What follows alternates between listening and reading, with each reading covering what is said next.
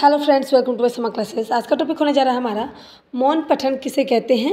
मौन पठन वाचन के महत्व सभी प्रकार के स्टूडेंट के लिए ये है। देखिए, मौन पठन किसे कहते हैं। लिखित सामग्री, कोई भी लिखित सामग्री को बिना आवाज़ किए हुए पढ़ना ही मौन पठन कहलाता है। ठीक है।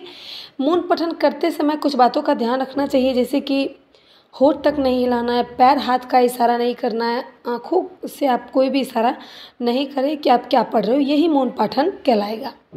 पहला है, जो इसके कुछ नियम है वो देख लेते हैं।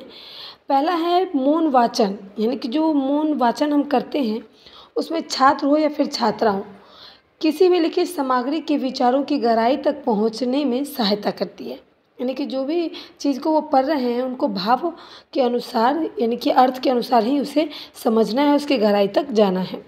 दूसरा है, यह छात्रों को चिंताशील, यानी कि चिंता करना है, चिंतन करना। कोई भी विषय पर हम कोई चीज़ का चिंतन करते हैं, उसका विकास करना, साथ ही साथ उसकी कल्पना शक्ति को भी बढ़ाता है और उनकी बुद्धि का भी विकास होता है।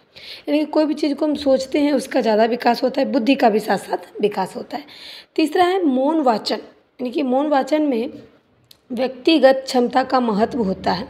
यानी कि जब हम कोई चीज़ को शांत वातावरण में पढ़ते हैं तो हमारी पढ़ने की जो क्षमता है वो बढ़ जाती है और ज़्यादा हम पढ़ सकते हैं। 4 नंबर है एकांत के क्षणों में रुचिकर लेख व पुस्तक को पढ़कर उसका आनंद उठाना। जब हम एकांत में अकेले में बैठते हैं तो कोई भी किताब लेकर हम रुचि के अनुसार पढ़ सकते हैं ज़रूर, क्योंकि कभी कभी आप देखते हैं कोई व्यक्ति बैठा है, मुस्कुरा रहा है, पर किसी से बात नहीं कर रहा। क्यों? क्योंकि वो जो टॉपिक पढ़ रहा है या फिर जिसके बारे में चिंतन कर रहा है उसके बारे में उसको ज़्यादा आनंद आ रहा है, इसलिए वो मुस्कुरा रहा है।